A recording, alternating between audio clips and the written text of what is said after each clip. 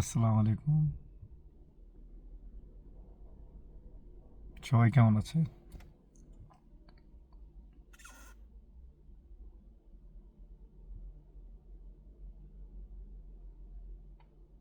যখন একা থাকি না আসলে খুব খারাপ লাগে।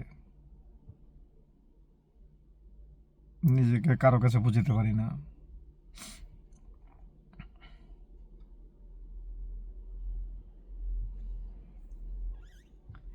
মায়ের কথা খুব মনে পড়ে।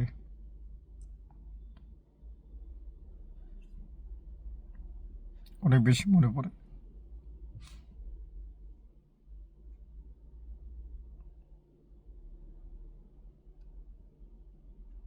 এই পুরো পৃথিবীতে মা একজন মানুষ যার সাথে কথা বলে সবচেয়ে শান্তি পাওয়া যেত। বর্তমান সময়ে ওই জিনিসটা নেই। মানুষ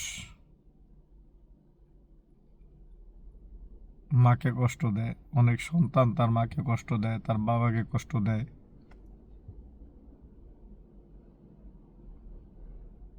আমরা সেটা পারিনি, দেইওনি।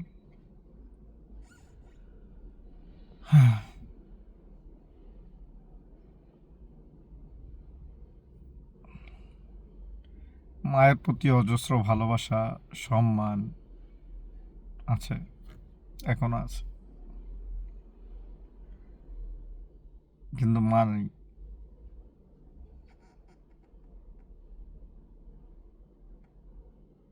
সময় সিচুয়েশন খুব খারাপ।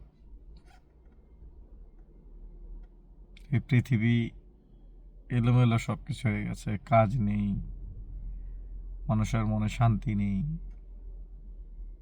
তবু যদি তার মা থাকে তাহলে কিন্তু তার অনেক কিছু থাকে।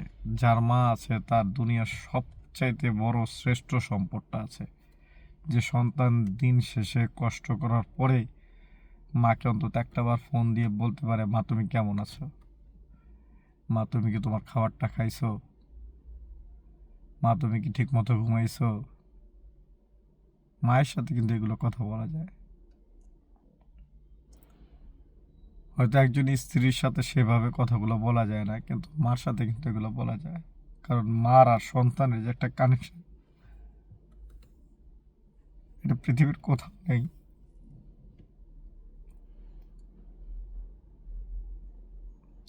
আমার মা সময়ের আগেই চলে গেছে, তবে মাকে যে কি পরিমাণ ভালোবাসি এটা ভেতরেই জানি।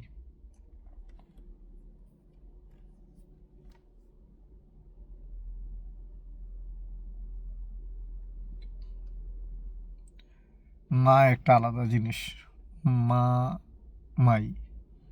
সন্তান কষ্ট থাকলে কিভাবে যে মা বুঝতো, মায়ের যে একটা কানেকশন, এটা শুধু মাই জানে। আমি একটা জিনিস সবসময় খেয়াল করছি, যখন যেভাবেই কষ্টে থাকি মা কিভাবে জানি বুঝে ফেলতো।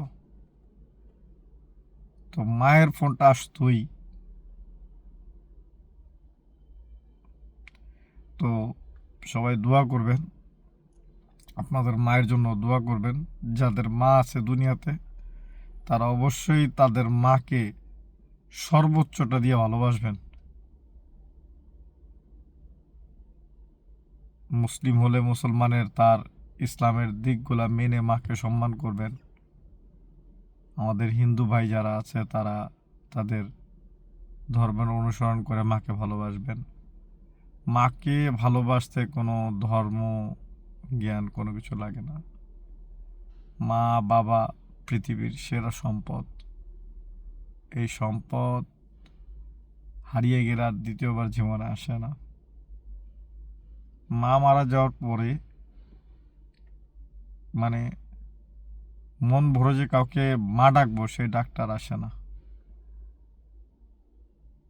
পৃথিবীর শ্রেষ্ঠ সম্পদ তার জন্মদাতা মা।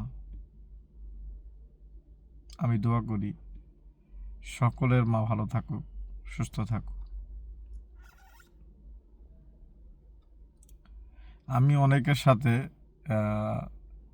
অনেকের মা বিষয় নিয়ে কথা হয়, যেমন শিল্পী, আমার ফ্রেন্ড শিল্পী, তারপরে খুকুমণি, যখন ওদের মায়েরা জীবিত ছিল তখন ওদের ভাবনাগুলো অন্যরকম ছিল।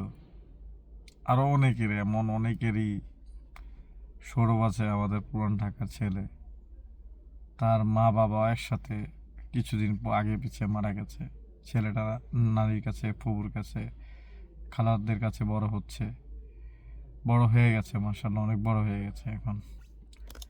তো এদের তো সকলের যে মা নিয়ে একটা চিন্তা ভাবনা, এটা অন্য কোনো জায়গা হয় না। আপনি আপনার দিন চেঞ্জ হবে, আল্লাহ পাক আমাদেরকে এইভাবে রিজিক দিয়া তৈরি করছে, আমাদের দিন বদলাবে,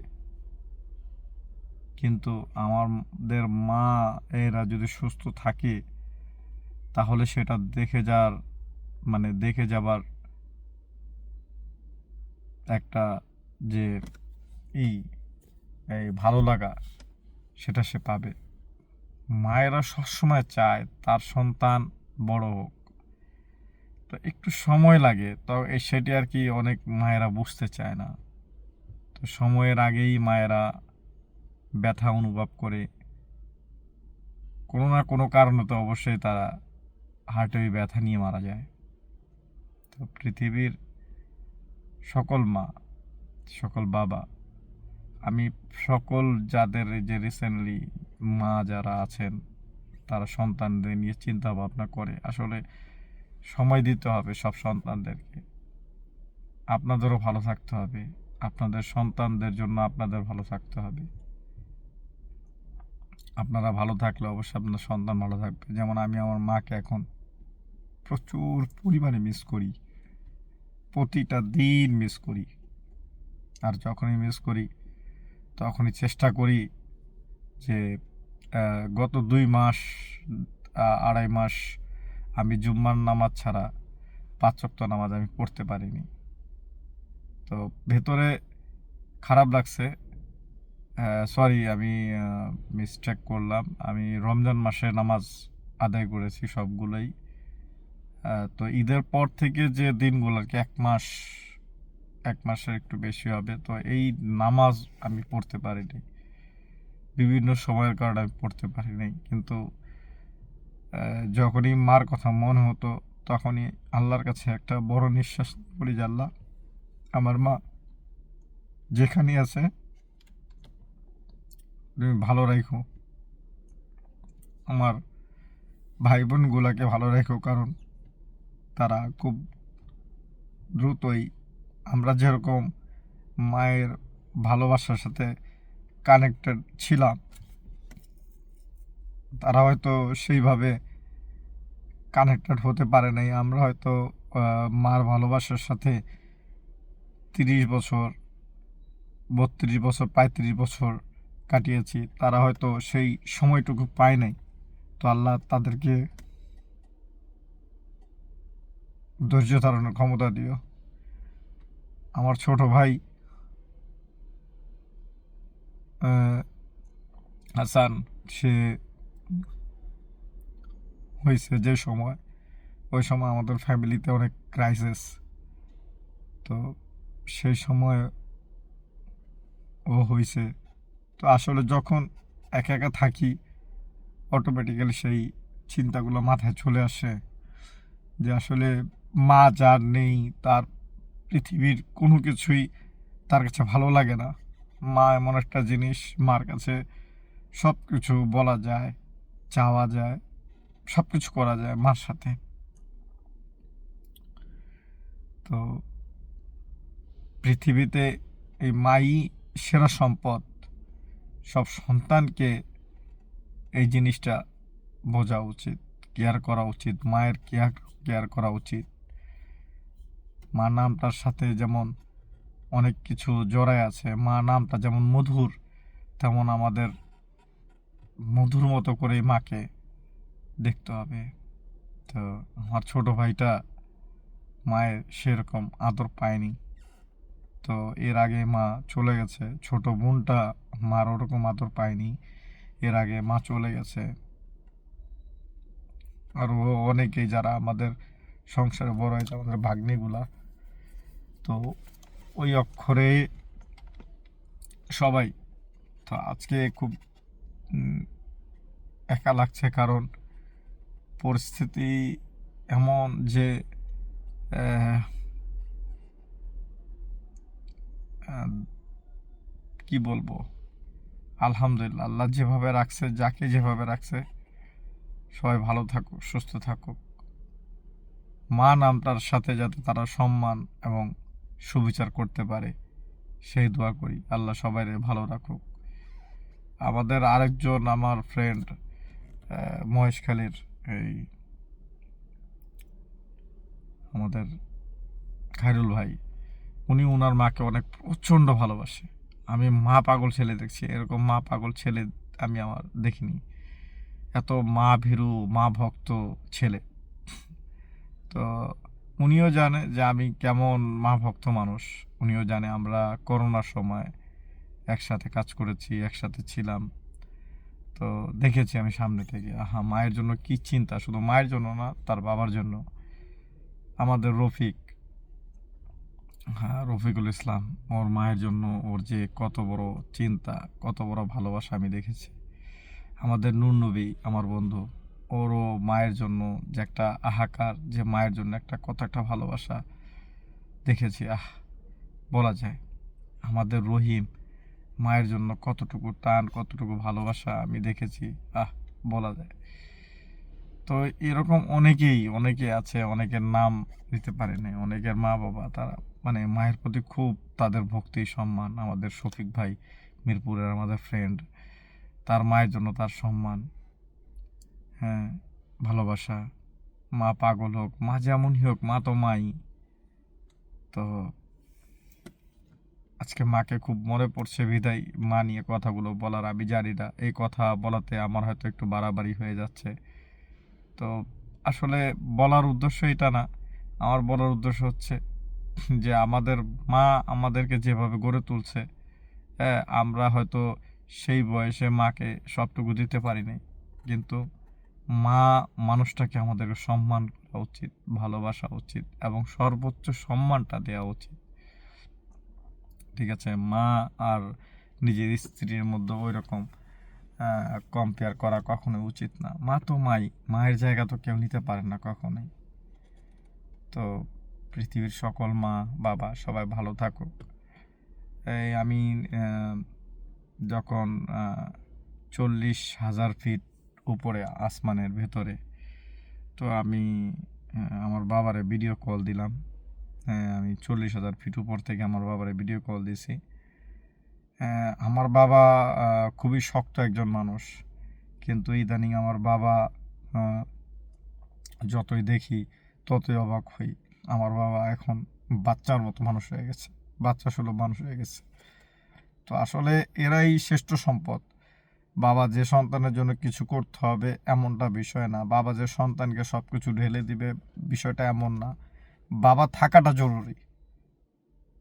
ঠিক আছে, যার বাবা মা নাই সে বুঝে সে কি হারিয়েছে। তো বাবা থাকাটা জরুরি। আমার বাবার প্রতি আমি অনেক রাগ করি, কিন্তু না, মন থেকে আমার বাবার জন্য আমি অনেক দোয়া করি যে আমার আব্বু ভালো থাকুক, আমার আব্বু সুস্থ থাকুক। আব্বু যেভাবে চলাফেরা করে, অনেকে হয়তো খারাপ মনে করে যে যার সন্তান বাইরে আছে তার বাবা কি কারণে এইভাবে চলাফেরা করে। আসলে এটার জন্য কিছু কিছু ক্ষেত্রে বাবা নিজেও দায়ী।